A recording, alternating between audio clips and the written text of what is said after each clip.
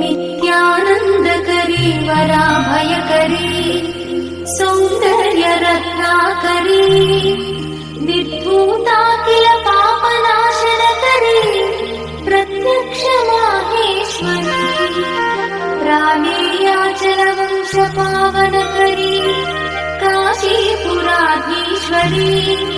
भिक्षां देहि कृपावलम्बनकरी माता अन्नपूर्णेश्वरी माता अन्नपूर्णेश्वरी नानारत्नविचित्रभूषणकरी हेमाम्बराडम्बरी मुक्ताहार विलम्बमानविलसत्कक्षोजकुम्भान्तरी काश्मीरागरुवासिताङ्गरुचिरे काशीपुराधीश्वरी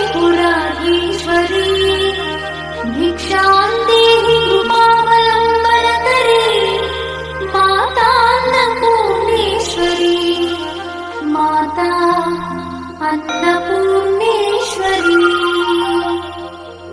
योगानन्दकरी रिपुक्षय लक्ष्मी नमोऽस्तुते।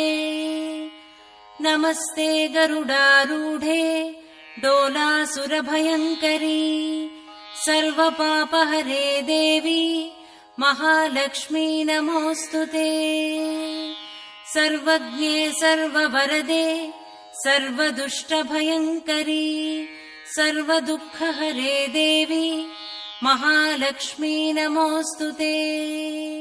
सिद्धिबुद्धिप्रदे देवी भुक्तिमुक्तिप्रदायिनी मन्त्रमूर्ते सदा देवी महालक्ष्मी नमोऽस्तुते। आद्यन्तरहिते देवी आदिशक्तिमहेश्वरी योगज्ञे योगसम्भूते महालक्ष्मी नमोऽस्तुते। स्थूलसूक्ष्ममहारौद्रे महाशक्तिमहोदरे सर्वपापहरे देवी महालक्ष्मी नमोऽस्तुते। पद्मासनस्थिते देवी परब्रह्मस्वरूपिणी परमेशी जगन्मातः महालक्ष्मी नमोऽस्तुते। श्वेताम्बरधरे देवी नानालङ्कारभूषिते जगत्सिते जगन्मातः महालक्ष्मी नमोऽस्तुते। महालक्ष्म्यष्टकस्तोत्रम् यः पठेद्भक्तिमान् नरः सर्वसिद्धिमवाप्नोति राज्यम् प्राप्नोति सर्वदा। एककाले पठेन्नित्यम् महापापविनाशनम् द्विकालम् यः पठेन्नित्यम् धनधान्यसमन्वितः त्रिकालम् यः पठेन्नित्यम् महाशत्रुविनाशनम् महालक्ष्मीर्भवेन्नित्यम् प्रसन्ना वरदा शुभा।